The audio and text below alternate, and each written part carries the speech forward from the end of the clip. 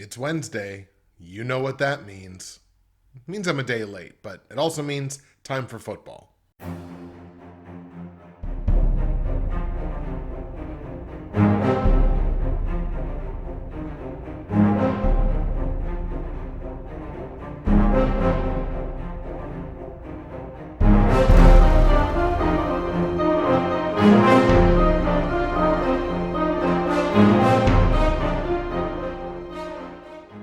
What's happening, everybody? Justin, Bridgewater's finest on YouTube, Blockbuster underscore guy on Twitter, fueled as always by the incredible folks at NerdTees, and welcome to week 12 of my weekly NFL football pick show for the 2021 NFL season and postseason. And yes, we are a day late getting this episode out. It right now is Wednesday morning. It's about 20 after 8 Eastern, so we're getting an early start to our day to get this week 12 episode going. I did take the extra time once again. As I mentioned, schedules are not my friend, certainly not this time of year, so we are going to act when we are able to.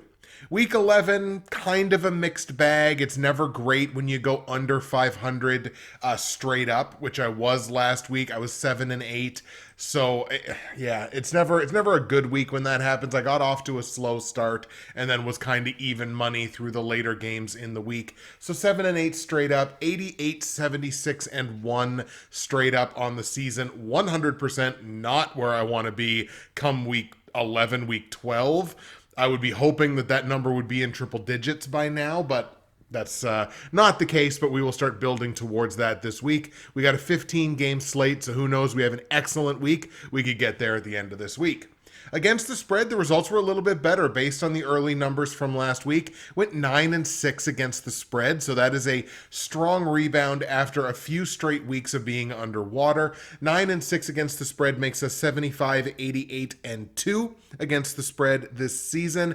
Even money on the four totals in the top four picks from last week at 2-2. 58 and 86 on the season, but 3-5 since the new era of only doing the totals in the top four picks, so that's at least a better percentage on the 3-5.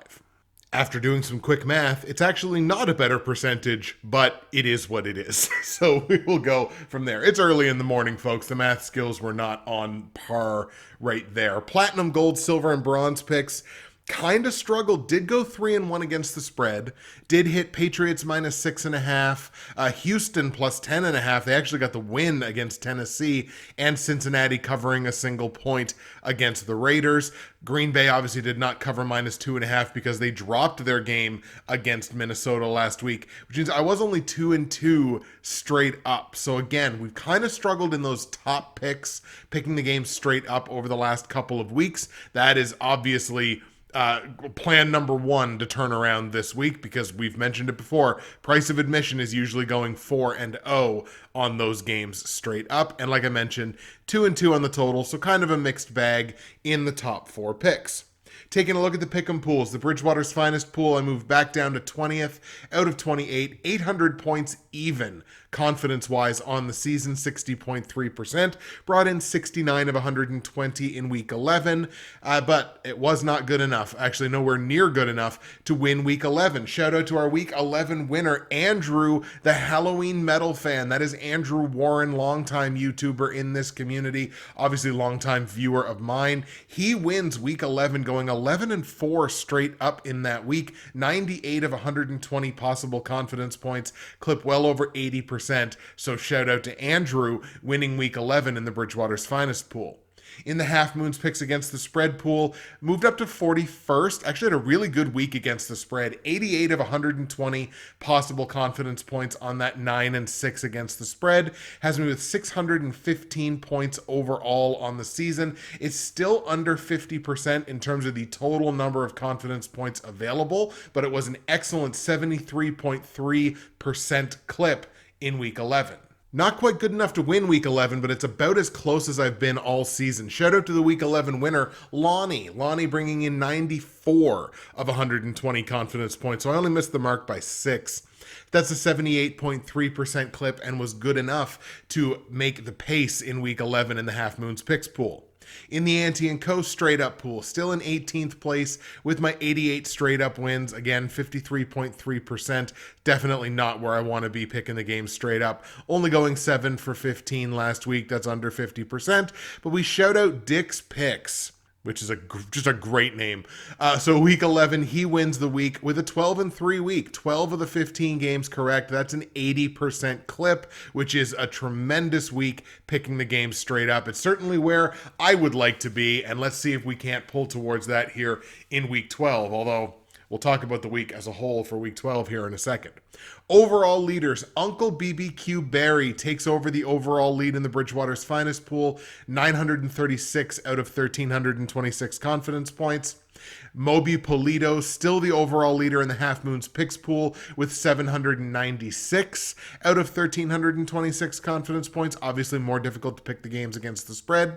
And Bubsy's Thiccum Pickums, now the outright overall leader straight up in the Ante & Co. pool. 105 straight up correct picks on the season. Again, I'm envious. That's where I would like to be. Let's start blazing that trail this week. He's picking the games at over 63.5% correct. And let's take a peek now into Fantasy Corner, which is of course presented by the Dynasty Trade Calculator. My referral link, my affiliate link is in the description to this episode. And for just as little as $3, you can get access to one of the absolute best tools available online for Dynasty, Keeper, and long-term fantasy football. We're talking trade evaluations, we're talking podcasts, player rankings. Does not matter the configuration of your league. The Dynasty Trade Calculator has got you covered in long-term fantasy. It has helped me win championships in the past. It is an excellent tool. I'm very happy to be affiliated with them. Make sure you click that link in the description and gain access to the Dynasty Trade Calculator. Now, I did only go 3-3 in fantasy last week. It was trending a little bit better early, but I lost a matchup or two late, including one to Chris, the Perched Hatbox picks. So I lost a close matchup to him that just ended late. We were just throwing nuclear weapons at each other. He had Jonathan Taylor, I had Austin Eckler, so we were just lobbing nuclear bombs back and forth at each other. It was a heck of a matchup. I wound up on the losing end of that. However, one of my 3 wins did come in the Professionals Dynasty Fantasy Football League, a close win over the real Slim Brady. That moves my record to 8-3, and that was a fun matchup too, because she had Tom Brady left in the Monday night game. I had Mike Evans with a slim lead, but thank God Tom Brady likes throwing red zone touchdown passes to Mike Evans. So Holly was able to close the gap, narrow the gap, but she was never able to fully bridge the gap. I get the win there and move to 8-3. I did have a close, and by close, I mean like within 2 points, loss to Half Moon in the NFL YouTube Prognosticators Fantasy Football League, which is a crippling loss for me. It moves me to 4-7. I think still 2 full games back of the playoffs with like 3 weeks to go. So that's going to be a rough hill to try to climb, especially when I have a Week 12 matchup against Threat Level Midnight, who's one of the top teams in the league, which is a projected loss for me. One more loss and I can pretty well count myself out of a potential playoff spot. I got a Week 12 matchup against Anthony Cormier in the Professionals League, and thank God it's Kansas City's bye week. So I get him without Patrick Mahomes, without Tyreek Hill. I am projected to win that matchup. Just happened to be luck of the draw that I would happen to get him on Kansas City's bye week. But of course, anything can happen in fantasy. And I'll take this opportunity, as I always do, to remind you that if you go to the description of this video or of the file on SoundCloud, iTunes, or wherever you get your podcasts of choice, you can find all of my results from last week, all of my picks for Week 12 here in the NFL. You can find information on joining the Bridgewater's Finest, Half Moon's picks, or Ante & Co. Pick'em pools for this year. Once again, if you get a win in a week, you get shouted out on this show. Find information on joining the NFL YouTube Prognosticators Facebook page there as well, and information on my great friends and sponsors at Nerd Tees. It only took me 3 times to record that pitch, and through the magic of editing, you won't have to hear the first 2 screw-ups. Nerdtees.ca is where you need to go. It is not too late, but boy, it's getting close in terms of getting your orders in for Christmas. Nerdtees.ca, And when you go there, you're going to want to use my promo code, which is BWFinest. That is going to save you 15% at checkout. You're also going to get free shipping in Canada on any order over $100, which is an excellent deal. You also get a great conversion rate on the US dollar. Today's blend, a longtime favorite of mine, white truffle, kind of a dessert-y type tea. I thought I needed that extra little kick of sweetness, and again, the fantastic smell in the air when you make a cup of this. Again, it's just like making a cup of tea in a bakery. It's delicious, it smells fantastic, and there are dozens and dozens of excellent blends of tea, as well as tea accessories available on nerdteas.ca. Use my promo code, save your 15%, get your free shipping, find yourself something to love, or find someone you love something to love. You can do it on nerdteas.ca. You know, as I sit here in my Pat McAfee hoodie, which he would like to thank me for wearing, I'm sure, and I look at the slate of games in Week 12, I think back, and I will paraphrase or just actually outright steal a line from the venerable God King of Media himself, Pat McAfee. This week stinks. This slate of games is bad. And I understand that obviously the Thanksgiving week of football games means a lot to the league as a whole, the culture of professional football. It means a lot to American viewers. And I totally get that, and I'm not shitting on that. But this week's games are bad. You look at the slate of games that we have this week, there's at least half a dozen of them where both teams in the game stink. And that's like 40% of the games. If you're trying to avoid games that stink, you're going to have a really, really quick week watching Week 12. But given that that is the case, we're just going to go ahead and we're going to have fun with the picks this week. I'm going very, very heavily on gut here, and I have a big enough one. I can certainly do that. We're going on gut. Let's get started. We're going to get started in Detroit. Speaking of games that stink, the Detroit Lions at home playing host to the Chicago Bears. Battle of the NFC North. Neither one of these teams are contenders. Obviously, they're the two stinkers in that division. And I'm just going to lean on the home team. There's really nothing to talk about in this game. There's talking about, we might start Jared Goff this week. Yeah, you probably should, considering he was part of the package that you received to trade away a little guy by the name of Matt Stafford. Probably a good idea to start Jared Goff. For Chicago, we don't know who the quarterback's going to be. It might be Justin Fields, but he kind of injured his ribs. I think his x-rays were negative. I think it was the ribs. We don't know if he's going to play this week or if it's going to be Andy Dalton. Hooray. Let's get excited. Please get excited for Andy Dalton. This is just going to be a bad football game, one way or the other. I think the best player on either side belongs to the Detroit Lions, and that's DeAndre Swift. So I'm going to take the Lions here. I'm going to take the home team in a game that's going to suck. Let's take Detroit to beat Chicago. On the line, Detroit's taking 3 points as a home underdog. I might as well take them to win, and given that that's the case, I will take the 3 points because I'll take Detroit to win the game outright. Hold your nose, folks. Lions 20, Bears 17. Detroit gets the win. Let's go to New Orleans now. Saints are going to play host to the Buffalo Bills, and all of a sudden, the Buffalo Bills don't exactly look like the Buffalo Bills, do they?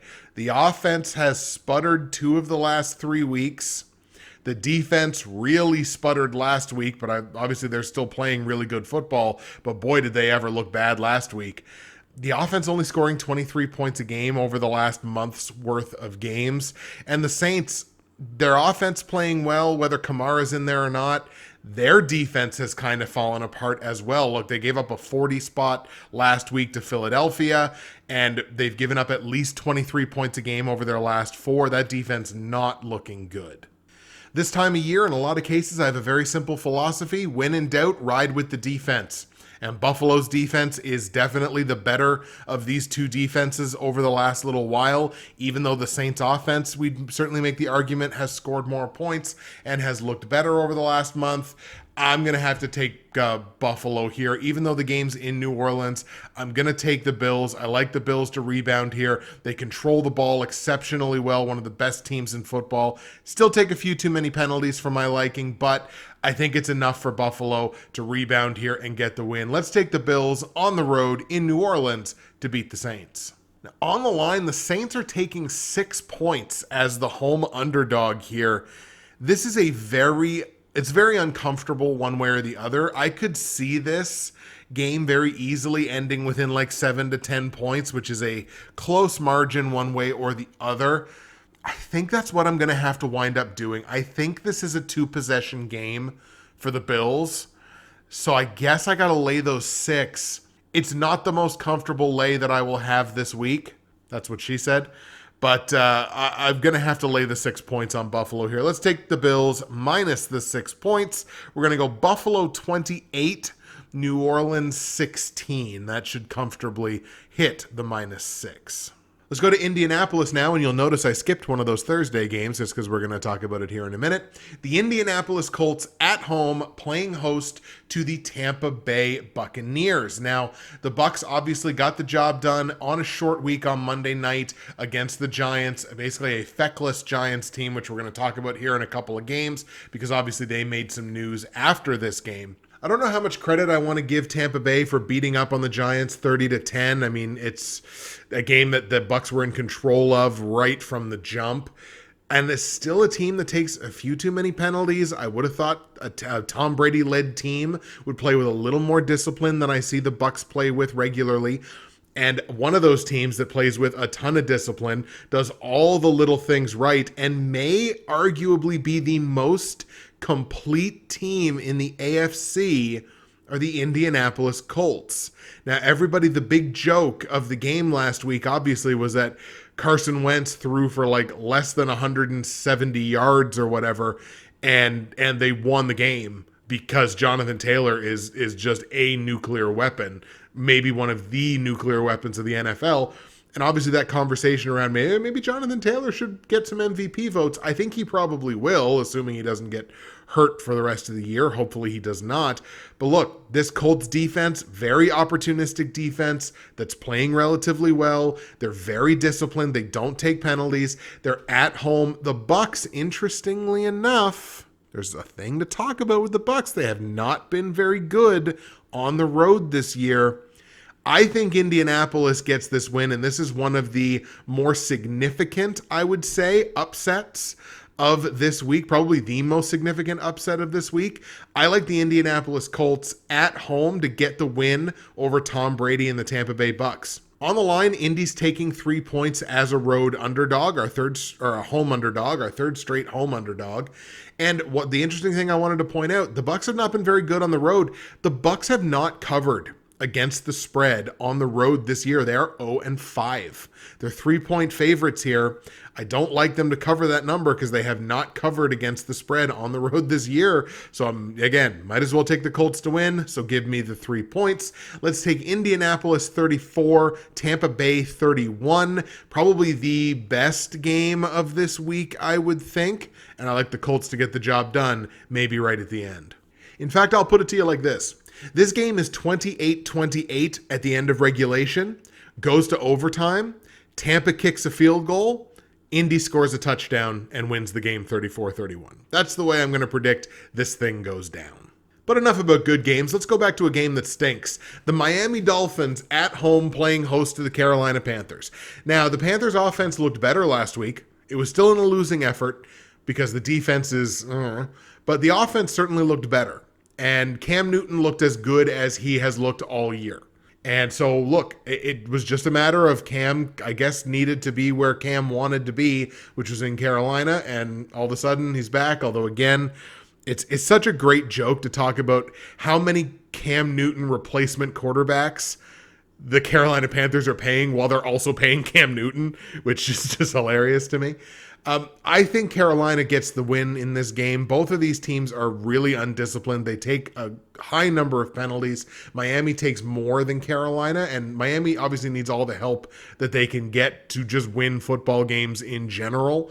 So I just don't like the Dolphins spot here. I don't think the Dolphins even get to double-digit points. I think this is a low-scoring game. I'm going to take Carolina on the road. Let's take the Panthers to beat the Dolphins. And on the line, the Dolphins are a single-point dog. Once again, a home underdog. But I like Carolina to win. It's basically the smallest price to pay. So we're going to lay the single point, take the Panthers -1. I like Carolina 21. Miami, let's give them 9.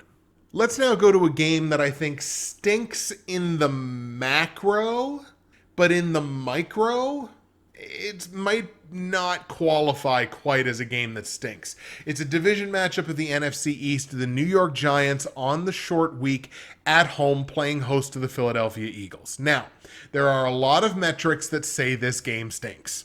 Neither one of these teams are very good overall this season. Giants are on the short week. Philly's dealing with an injury, and it's really the first injury that we have to talk about. And Philly plays a very undisciplined brand of football. Let's get the injury out of the way right quick. It's the Eagles with an injury to Darius Slay. Now, Darius Slay dealing with a concussion. He's in protocol. There is no update on him at this point.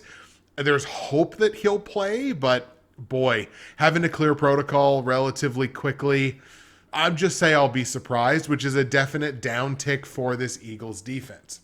Now, the Giants, like I mentioned, made some news after the Monday night game, firing Jason Garrett as their offensive coordinator. So obviously everybody on social media, and that includes people in the actual media, are tap dancing on Jason Garrett's grave as offensive coordinator for the Giants. I'm not the biggest Jason Garrett defender in the world, and I don't want to frame myself like I am. I can think of, off the top of my head, at least half a dozen teams whose offense right now is worse than the New York Giants. None of their offensive coordinators got fired. Those other teams haven't necessarily had to deal with the fact that Saquon Barkley has played, less than a handful of games this year at a state that you would consider healthy. Let's say Kenny Golladay. I have, speaking as somebody who has Kenny Golladay on a long-term dynasty team, I don't think he's had a game this season that he didn't go into it with the questionable tag. So he's been injured all year long, and he's supposed to be one of their top targets. Kadarius Toney has kind of picked it up, but he's a rookie, and he's had a little bit of injury issue as well. They've had injury issue on the offensive line. This offense has been mutilated by injuries this year. There was a point early in the season where Daniel Jones was like one of the top fantasy quarterbacks in the NFL. And that's like when the team is healthy and when the team has healthy receiving options, Daniel Jones can do some things. In saying that, obviously they have not been very good lately. I don't think scoring 10 points against the Bucs is necessarily the thing that says we need to fire the offensive coordinator. But I will say that I'm kind of excited to see what the Giants are going to look like offensively under Freddie Kitchens, who is going to be taking over the play calling, because he's unquestionably a more aggressive play caller than Jason Garrett is. So I'm excited to see what that's going to do for a guy like Kadarius Toney, who is a deep ball threat. And I'm really interested to see what that's going to look like. However, if you ask me if I agree with firing Jason Garrett, no. I think there's a mental vendetta against Jason Garrett because he couldn't make it work in Dallas, which, I mean, look at Mike McCarthy. Mike McCarthy isn't exactly lighting the league on fire as the head coach of the Dallas Cowboys. He's just got most of his team healthy. And Jason Garrett struggled with that in his tenure in Dallas. So I think Garrett's kind of a victim of circumstance here, to be perfectly honest. But that's kind of an aside from the game. But just look, the Giants made some news and I had to talk about it. So I have to take the Philadelphia Eagles because, don't look now, but over the last month to 5 weeks, the Philadelphia Eagles are like one of the best offenses in football. Their last 4 games, 40 points, 30 points, 24 points, 44 points. They're scoring a ton. And yes, some of that is coming from the defensive side as well, because the defense has only allowed 19 points a game over their last 4. So they're clicking kind of on all cylinders here. The Giants certainly are not, but what I will say is that Giants defense is playing very, very well as of late. I expect a low-scoring game here. I have to take the Eagles to win it. Against the spread, the Giants are taking 3.5 points as yet another home underdog. We have not seen a home favorite in a game yet that we've talked about, but I'm actually going to take the 3.5 on the Giants. It's a division game. This is a bad hedge, by the way. This is not a hedge that I recommend you making unless you think the Giants are going to win the game outright. I don't, but I'm still going to take the points because I think it's a defensive battle. I think it's a low-scoring game. I don't expect the Eagles to run away with things offensively. Not having Darius Slay is going to impact them defensively, and I think the Giants backdoor cover this number. So we're going to take the Giants plus the 3.5 points, but take the Eagles to win outright. Let's take Philly. I don't know what that was about. Philadelphia 20 will take the Giants 17. Let's go to Jacksonville now. Jags are going to play host to the Atlanta Falcons. The only thing that's going right for either one of these teams is the fact that the Falcons are on the long week. That's genuinely it. They don't control the ball. Neither does Jacksonville. Jacksonville, one of the worst ball control teams in the league. Jacksonville takes a ton of penalties. At least I can't say that about Atlanta. They are relatively disciplined. The Jags also likely to be without Shaq Griffin in the secondary. He's dealing with a concussion. He's in protocol. There's no update. I'm going to take Atlanta to win this game because but let's have some fun. This one we're going to have some fun with. Are you familiar with the concept of a scoregami? Scoregamis are final scores that have never happened in the history of the NFL. There's a great Twitter account. If you just look up Scoregami, Scorigami, Scoregami, great Twitter account that tracks these things. Like at the end of every quarter, it'll say, here's the score, here's the percentile chance that this ends in a scoregami, here's the most likely scoregami that it will end up in. It's a great Twitter account. You should be following it. Let's at the very least make this game interesting and play for a scoregami. Let's take Falcons 18, Jacksonville 9. That is a final score that has never happened in the history of the NFL. Scoregami time in Jacksonville. Falcons get the win, and the Falcons are going to cover the -1 that they are favored by against the spread. Once again, another home underdog, but we're going to lay the single point on the Falcons. Just trudging our way through the mud here as now we get to talk about Houston and the New York Giants. Or New York Jets, sorry. Oh, God.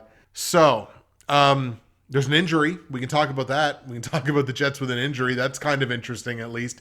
And unfortunately, it's a pretty big one. It's running back Michael Carter. He has a high ankle sprain. He's going to miss multiple weeks, and it only makes sense that like the most interesting player here on either side of the ball gets injured prior to this game. So there's almost nothing to watch this game for unless you're a diehard fan of one of either of these teams. They both take too many penalties. The Jets, like the Jags, one of the worst ball control teams in the league. I'm going to take Houston because they seem like, well, A, they won last week, and B, they have less bad going against them recently.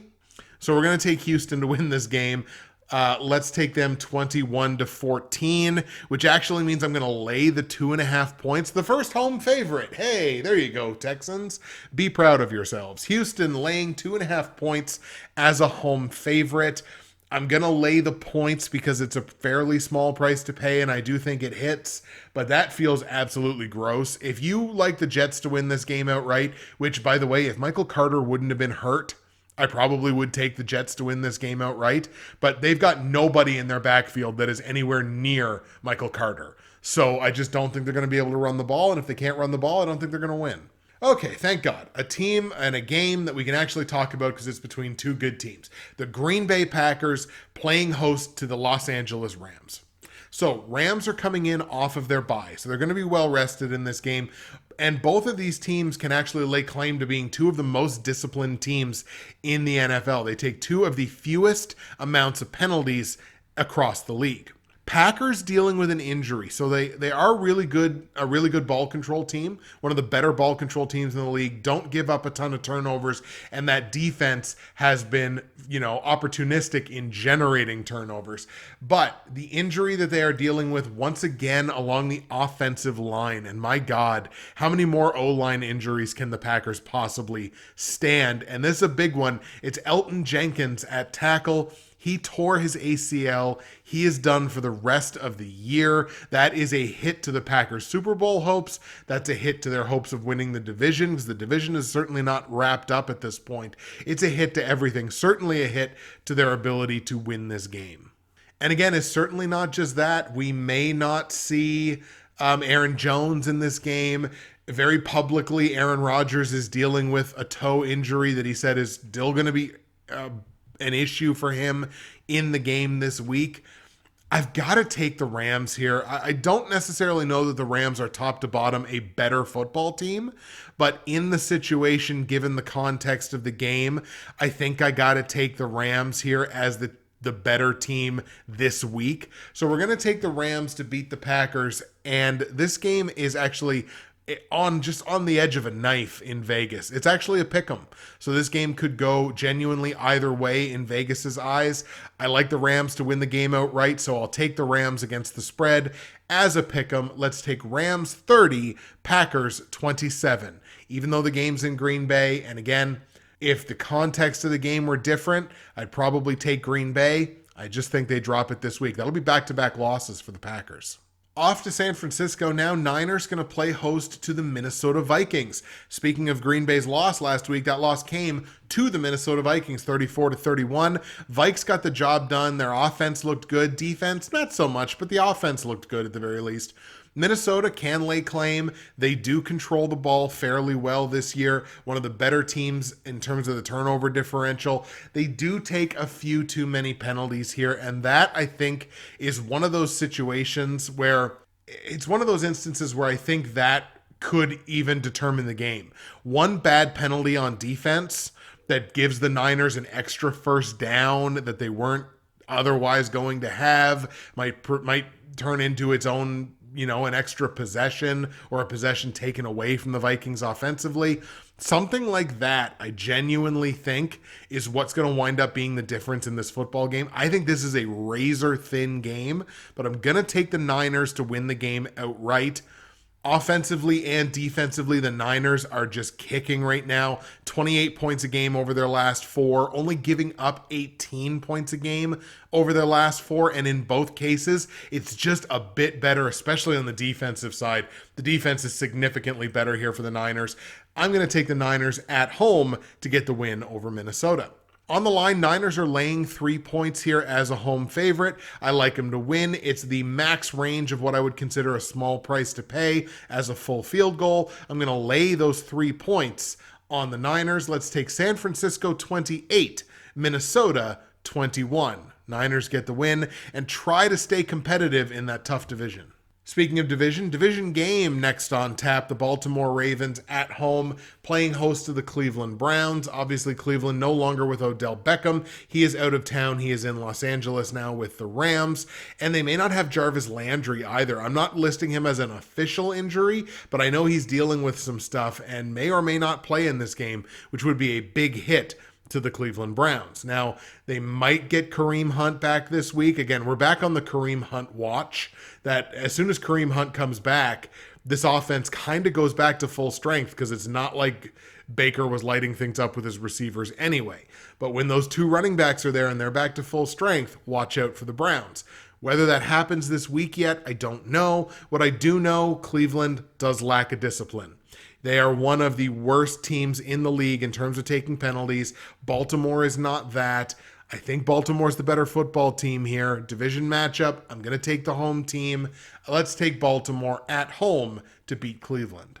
I say that in all due deference to the fact that Cleveland, arguably, pretty easily arguably actually, playing better football as of late, even though the offense is struggling. On the line, the Ravens are laying 3.5 points here as the home favorite. I have to take those points. Once again, bad hedge a la Giants Eagles, but I've got to take the extra. I can't buy that extra half point on the Ravens given how they've been playing lately, and that's more a play against the Ravens than it is a play for the Browns. But I've got to take that 3.5 just because of that extra hook on the half point. We're going to take the Browns plus the 3.5. Who knows? They could win this thing outright. Going to go Baltimore 24, Cleveland 23. And the last game we're going to look at before we get into the platinum, gold, silver, and bronze picks for week 12 is the Washington football team at home playing host to the Seattle Seahawks. And my God, I've never heard of a team getting their franchise quarterback back and the offense getting worse. The Seahawks have had Russell Wilson back for 2 games and have scored a whopping 13 points. Thank God their defense has been on fire over the last month or so. It would be the only reason that they'd be staying competitive in any of these games. Yes, it was a 10-point loss last week, 17-point shutout loss a couple of weeks ago. But again, the defense has been keeping them in games over the last month plus. Now, Washington's defense, speaking of defenses, Washington's defense almost got better after Chase Young got hurt, which is weird. They're back to looking the way that people would sort of think that they were going to look for the entirety of this year. Now it's the offense that's struggling. They've had 2 good back-to-back showings, but prior to that, 10 points and 10 points 3 and 4 weeks ago. I don't fully trust this Washington offense. So in saying that, I guess I can say that this game is, pretty similar. 2 teams in pretty similar positions. Seattle, one of the better teams in the league in terms of taking penalties. One of the more disciplined teams. They don't take a ton. I've got to take Seattle here because I've got to believe that Russell Wilson figures it out. And on the season as a whole, Washington's defense has not been good. So if they're going to figure it out against anybody's defense, you would think it would be against Washington's. So I'm betting on the Russell Wilson rebound that everybody's been expecting the last 2 weeks. I'm going to bet on that in week number 3. Let's take the Seahawks to get the win in Washington against the football team. And this is an underdog play, in fact. So Seattle is +1 right now against the spread. So obviously the line is very close. But look at all those lines this week. What's the biggest line that we've looked at so far? Buffalo -6? No out there lines because, again, these games are so close because half of them suck. I'm going to go Seattle 27, Washington 21 in this game. Let's have Russ throw 2 or 3 touchdowns. Start looking like Russ again. All right, folks, here we go. Platinum, gold, silver, and bronze picks for week 12 in the NFL. Starting, as always, with the bronze pick, where I'm 9-2 straight up. This has been my most successful pick this year. 9-2 straight up, 8-3 against the spread in this pick. Just a little bit underwater on the totals at 5 and 6, but I'm underwater on all 4 picks, so I don't feel too bad about it. My bronze pick this week sees the New England Patriots at home playing host to the Tennessee Titans. Now, Tennessee for a while was looking like, Derrick Henry who? We figured it out. We figured out how to win without Henry. And the last couple of weeks have kind of shown that, maybe they haven't. Now, look, they did win 2 weeks ago. But last week, not so much. A game that I thought they were going to win. They lose it 22-13. That game was against the Houston Texans. I understand division game. Anything can happen in games like that. But man, a loss to the Texans at this stage of the season, kind of inexcusable. The Patriots, meanwhile, look like they're doing absolutely everything right on the offensive side. On the defensive side, that defense is eating. Patriots have the benefit of the long week here. They're one of the best ball control teams in the NFL. The Titans take a few too many penalties, one of the most penalized teams in the league, and they're also dealing with yet another injury, and it's a significant one. It's A.J. Brown at wide receiver. He had a chest rib injury, whatever you want to classify it as. His x-rays were negative, but boy, by all the conversation around him, he seems doubtful for this game. And if you're going to force Ryan Tannehill to beat you, which is what teams are starting to do against the Tennessee Titans team that doesn't have Derrick Henry, boy, it's going to be that much tougher to do if you don't have a guy like A.J. Brown out there running around in the secondary trying to get open. So in the absence, or likely absence anyway, of A.J. Brown, or an A.J. Brown that is not at 100%, I got to go with the Patriots here. There's just way too much going against the Titans in this one. Let's take New England to beat Tennessee. On the line, New England laying 6.5 points as a home favorite. I like them to win. I think this is a 2-possession game. So I'm going to lay the 6.5 points because I do think that hits. Total in the game set at 44.5. Titans defense, I will give them credit. They are playing relatively well right now. And it's not like the Patriots offense are world beaters. So I think I got to stick under on this one. I think it stays under by, a field goal, maybe a little more. We'll go under 44.5 points in New England, Tennessee. Patriots straight up. We're going to lay the 6.5 points on New England in a game that stays under 44.5 points. That is the bronze pick. Let's go Patriots 27, Titans 13. My silver pick, where I'm 8-3 straight up, but only 4-7 both against the spread and over under. So definitely got to try to get that fixed over the next couple of weeks. The Denver Broncos playing host to the Los Angeles Chargers. And I know what you should be thinking immediately, Justin, with your history, with especially the Chargers, but both of these teams. How in the world can this be your third highest pick of the week? Well, like I said, the week kind of stinks. Now, the Broncos are coming into this off their bye, so they will be well rested, and they're one of the least penalized teams in the NFL, whereas the Chargers, one of the most penalized teams in the NFL. So that certainly does not bode well for the visiting Chargers. What also doesn't bode well for them is their defense has completely imploded. They're one of the worst 4 to 5 defenses in the league over the last 4 to 6 weeks. Their defense is bad. Now, yes, the offense outscored how bad the defense was last week. That's not going to happen all the time, especially not as we get later in the season. The games get colder, especially if you're playing up north. You need defense to win games this time of year. One team that's got some defense, the Denver Broncos. Yes, off their last game, they did give up 30.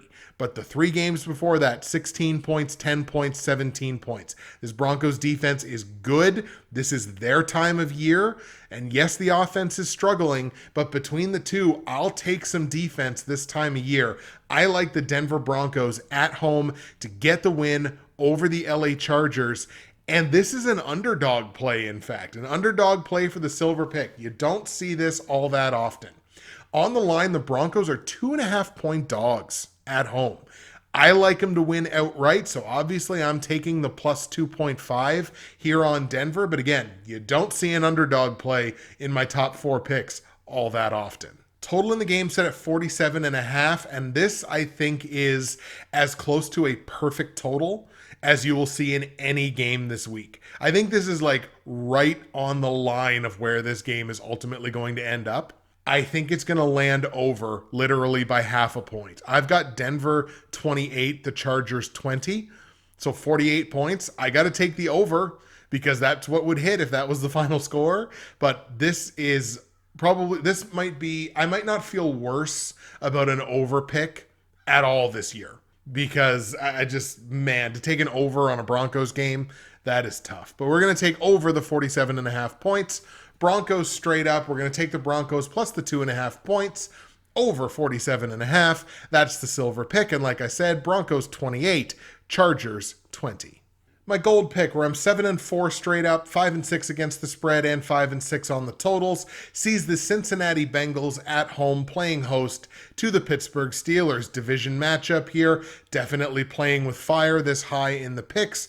But again, it's a reflection of how confident I am in the Cincinnati Bengals. They are probably the team this year that I am the most impressed with. And I understand the defense kind of struggled there for a couple of weeks. They rebounded nicely with their game last week, only giving up 13 points to, I believe, the Raiders. And now the Raiders are kind of struggling offensively, but still, since his defense got that job done, the offense has looked really good over the last month. They're scoring 30 points a game. This Cincinnati team is one of the most pleasant surprises that I have seen in the NFL this year. And I think it's enough to get the win over a division rival here in Pittsburgh. Now, Pittsburgh, their defense playing fairly well, but the offense, aside from last week where they scored the 37 points in a game that they lost, no less, because the defense couldn't keep it together, their offense has not looked good. Has not looked good for a month or more. Steelers on the tail end of back-to-back road games here. Bengals, a team that do not take a lot of penalties. One of, if not the most disciplined teams in the NFL. And if you're not getting those little things and you're a little extra tired because you've been on the road for a couple of weeks, I like the Bengals to get the win here. Let's take Cincinnati at home to beat Pittsburgh. On the line, Bengals are laying 4.5 points here as a home favorite. I look at this as a 2-possession game, so I don't feel too bad laying the 4.5 here on Cincinnati. Let's take the Bengals minus the 4.5. Total in the game set at 45 points. I think this is an over. I think this game gets into a 50, a very low 50, but into a 50. So let's go over 45 points in Cincinnati, Pittsburgh. Bengals straight up. We're going to hammer the Bengals minus 4.5 in a game that goes over 45 points. That is your gold pick. Cincinnati 30, Pittsburgh 20, and the platinum pick, the last game we look at this week, 9-2 straight up, 5-6 against the spread, 5-6 on the total, sees the Dallas Cowboys at home playing host to the Las Vegas Raiders.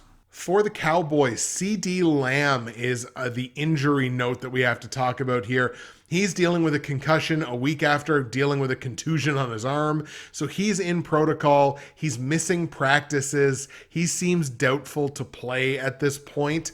But even if he doesn't play, I think Michael Gallup can step into that position as well, assuming they get Amari Cooper back off the COVID protocol list, which I would hope that they would, although where it's a Thursday game, oh boy, it might be tough.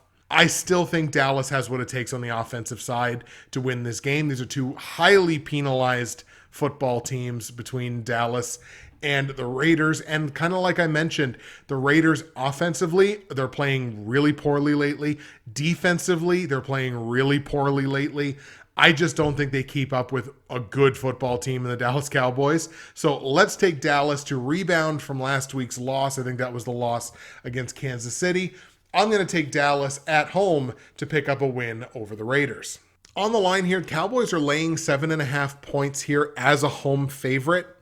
I think I'm going to lay those points as well. Cowboys are 4-1 against the spread at home this year. I'm going to lay the 7.5 because I just plain don't trust the Raiders in this spot. So we'll take Dallas minus the 7.5.